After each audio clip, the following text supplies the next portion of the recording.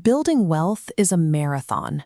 It takes years of showing up, making disciplined choices, and consistently setting money aside. As those savings grow, they draw the attention of predators. To a financial scammer, your hard work represents an opportunity for a quick payout. Most modern fraud relies on a tactic called social engineering.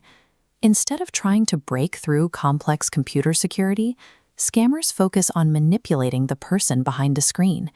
They look for ways to trigger deep human emotions. They might use the promise of high returns to tap into greed, or use the threat of a closed account to create fear and a false sense of urgency. When these emotions take over, logic often takes a back seat. A single moment of lapsed judgment can result in losing years of savings, which is why your psychological awareness is your first line of defense. One common tactic involves a frantic phone call. A person pretends to be a relative in a foreign hospital or jail, begging for help. This diagram shows what happens during that call. When you feel a sudden surge of fear, the logical pathways in your brain are temporarily blocked. The scammer counts on this panic to prevent you from asking basic, critical questions. They pressure you to send money immediately through untraceable methods, like mobile apps or gift cards. They need you to act before the adrenaline wears off. You can break the spell by simply hanging up. If you call that relative back at their official, known phone number, you move from a state of panic back to a state of clarity. Other traps arrive as hot tips or secret strategies sent via text or social media. These messages often promise high, guaranteed returns that supposedly carry no risk at all. This shows the mechanics of a Ponzi scheme. It looks like a profitable business, but the returns given to early investors are just the stolen funds from new ones. The entire structure falls apart the moment new money stops flowing. Charles Ponzi used this exact psychological trap a century ago. The same blueprint was used by Bernie Madoff, whose massive scheme cost investors billions.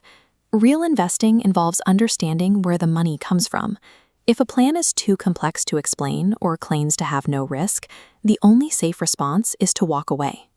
You may receive a text message claiming your bank account is locked due to suspicious activity. These messages include links to fake websites that look exactly like your bank's login page. The goal is to trick you into typing in your credentials so a thief can take over your account. Add a necessary layer of protection, multi-factor authentication, or MFA. Think of your password as a padlock, and MFA as a secondary deadbolt requiring a unique code sent to your phone. Even if a thief steals your password, they are stopped at the door. Think of digital security like physical security. Without that second lock, your financial life is left vulnerable to anyone with the right link. Protecting what you've built is a continuous effort that works best when you involve the people you trust. A simple way to defend yourself is the cooling-off rule. Before you make any significant financial move or transfer money, commit to waiting 24 hours. Use that day to talk to a spouse, a friend, or an advisor. A second pair of eyes can often see through the manufactured urgency that a scammer uses to cloud your judgment. Small habits also make a difference. Avoid logging into your bank on public Wi-Fi unless you have a secure connection like a VPN, and check your credit report once a year for any accounts you didn't open yourself. In the world of finance, trust is earned through transparency. By staying cautious and asking the right questions, you ensure your wealth stays exactly where it belongs, with you and your family.